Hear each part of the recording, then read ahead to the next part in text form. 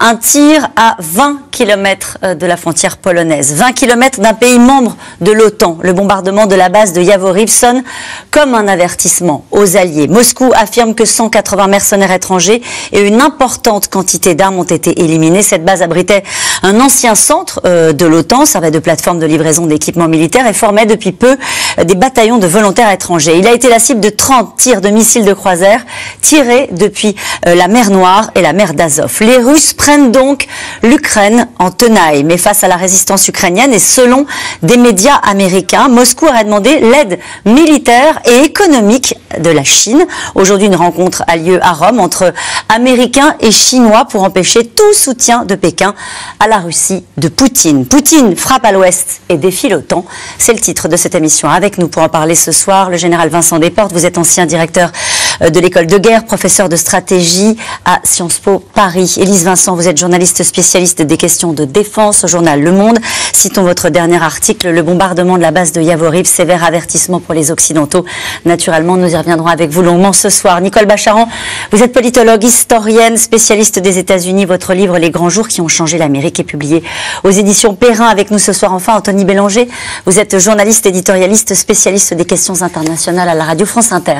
Bonsoir à tous les quatre. Merci de participer à ce C'est dans l'air en direct. Je me tourne vers vous, général Vincent Desportes. Un bombardement à 20 km de la frontière polonaise, ça s'appelle un avertissement. Ça s'appelle un avertissement et ces armes sont extrêmement précises. Donc il a fait exactement ce qu'il a voulu. D'ailleurs, il a bien détruit la caserne, le dépôt qu'il voulait détruire. Donc c'était quelque chose de clair. Et c'est un avertissement vis-à-vis peut-être des pays de l'OTAN. C'est un avertissement aussi probablement vis-à-vis de la population ukrainienne. Il est dans une situation beaucoup plus complexe, M. Poutine, que celle qu'il espérait. Et donc il étend le domaine de la guerre. Il dit maintenant, vous n'êtes plus en sécurité nulle part en Ukraine.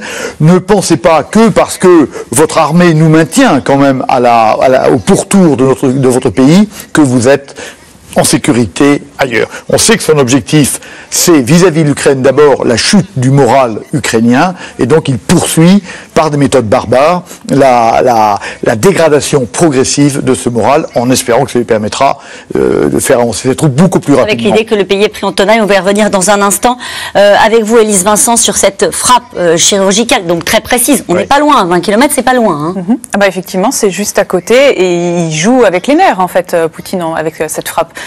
Parce que la grande hantise de tous les pays frontaliers, c'est évidemment que le conflit déborde, et que ce qui est aujourd'hui juste officiellement un conflit entre l'Ukraine et la Russie. On voit bien que Emmanuel Macron passe son temps à rappeler que nous ne sommes pas en guerre, même si on voit bien que c'est un peu plus compliqué que ça. Formellement, nous ne sommes pas en guerre, et donc si jamais la frappe ou ça déborde de l'autre côté, eh bien, il y a le fameux article 5 pour les pays membres de l'OTAN, qui est une clause de solidarité et qui impliquerait mécaniquement une forme de réplique. Après, elle sera à définir, mais on voit bien que l'engrenage de la guerre se profile. Voilà. Et en tout cas, il joue avec cette peur-là, avec la peur de l'engrenage de la guerre, Poutine. Une cible stratégique sur une ancienne base de l'OTAN, c'est quoi exactement? En fait, l'endroit qui a été ciblé. En fait, c'était une base dite d'entraînement et de formation. C'était pas une base avec des troupes qui s'entraînent pour faire la guerre formellement, mais l'idée c'était depuis 2007, cette base elle était créée.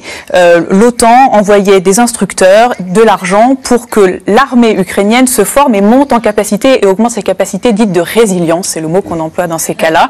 C'est précisément ce qui plaisait pas à Vladimir Poutine. Exactement. Et voilà, l'OTAN a développé ça dans plusieurs pays. Il y avait au total au moins 16 pays, en tout cas proche de la zone d'influence russe, et évidemment ce genre de centre l'énervait particulièrement, d'autant que celui qui était en Ukraine était un des plus importants.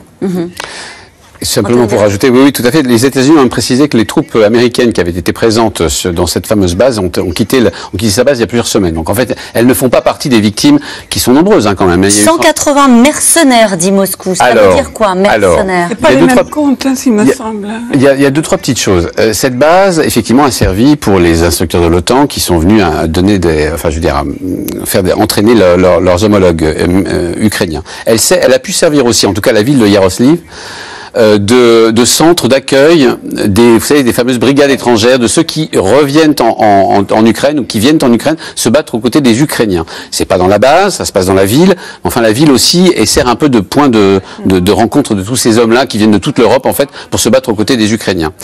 Par ailleurs, les Russes ont lancé un avertissement, mais ils avaient aussi averti. Parce que la veille, par leur vice-ministre des Affaires étrangères, ils avaient prévenu, monsieur Sergei Ryabkov, je crois, ils avaient prévenu que toutes les livraisons d'armes à destination de l'Ukraine venues d'un pays de l'OTAN pouvaient être une cible potentielle pour l'armée russe et une cible légitime. Or, il se trouve que par cette base passaient aussi des stocks d'armes qui ensuite, venus de l'OTAN, qui ensuite allaient être distribués. C'est très stratégique comme frappe. C'est très significatif, stratégique, mais ce qu'on peut dire pour le coup, c'est que les Russes n'ont pas